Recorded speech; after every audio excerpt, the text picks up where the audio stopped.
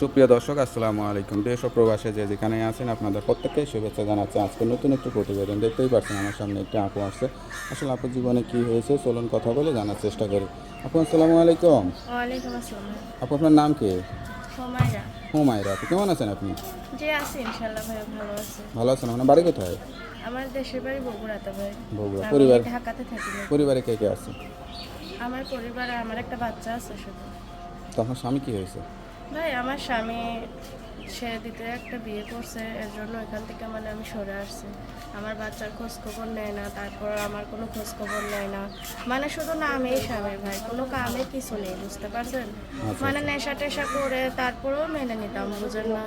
ধৈর্য করে অনেকটা সংসার করছি, তারপরে যখন দেখছি যে আমার না শেষে আমাকে ফেলে দিয়ে আরেকটা দ্বিতীয় একটা বিয়ে করে আনছে ভাই, বুঝতে পারছেন? আচ্ছা, তো বিয়েটা কীভাবে হয়েছিল?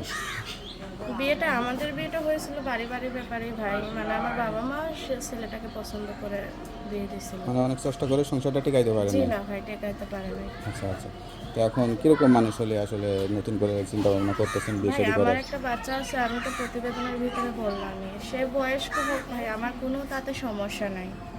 বয়স্ক হইলেও আমার সমস্যা নাই ভাই, আমার বাচ্চাটারে মানে মেনে যে আমারে বুঝে ভাই, আমার কাছে থাকতে পারবে, মানে আমার ভালোবাসতে পারবে। কারণ আগের স্বামীটা আমার নেশাখোর ছিল, তারপরে আরেকটা বিয়ে করছিল। আমি চাই না ভাই যে আমার আরেকটা স্বামী ছেড়ে আমার আরেক জায়গায় বিয়ে করতে হবে।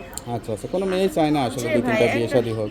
আমাদের অন্য জাতে চাইলে চায় সেটা, কিন্তু আমাদের মুসলিম জাতে একটা মেয়ে চায় যে চিরকাল যেন সে তার স্বামীর ঘরেই কাটায় দিতে পারে। আসলে কিন্তু তো এখন একটা মেয়ে অনেকটাই কষ্ট করে ভাই, আমি ওইখান থেকে সরে আসছি, যেহেতু আমার থুই আর একটা বিয়ে করছে, সে তো এখান থেকে আমার তালাক হয়ে গেছে ভাই, তো বুঝতে যাই হোক, পারছেন? নতুন করে যে প্রতিবেদনে আসছেন, অনেকে হয়তো আপনার দুঃখ কষ্ট বুঝে যোগাযোগ করতে চাইবে, জি। বিয়ে শাদী করতে চাইবে, কীভাবে যোগাযোগ করবে? আমি কখনো আগে প্রতিবেদনে আসে নাই ভাই, এই প্রথমবার আমি প্রতিবেদনে আসলাম।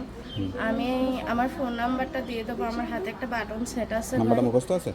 জি ভাই, নাম্বারটা আমি বলে দিচ্ছি। আচ্ছা, তো নাম্বারটা একটু বলে দেন। নাম্বারটা তো আপনার কাছেই থাকে? হ্যাঁ, নাম্বারটা আমার কাছে থাকে ভাই। তারপরে আমি কাজ করি ভাই, আমি শাড়িতে পুঁতি লাগাই, বুঝতে পারছেন?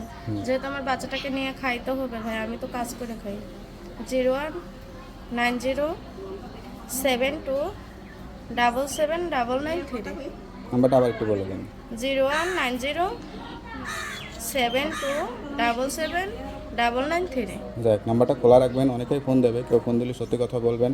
আর নতুন করে যেহেতু বিয়ে শাদী করবেন, একটু যাচাই বাছাই করে করবেন যাতে বাকি জীবনটা ভালো জি থাকতে ভাই, পারেন, ঠিক আমি আছে? তো সত্যি কথাটা প্রতিবেদনের মধ্যেই বলে দিলাম। আমি তো পারলে লুকাইতেও পারতাম ভাই যে না আমার বিয়ে শাদী হয় নাই। আমি চাই যে সব সত্যিটা জেনে আমার পাশে কেউ দাঁড়াক। তো ওকে, আপনি ভালো থাকেন, দোয়া করি। আসসালামু আলাইকুম। ওয়ালাইকুম আসসালাম।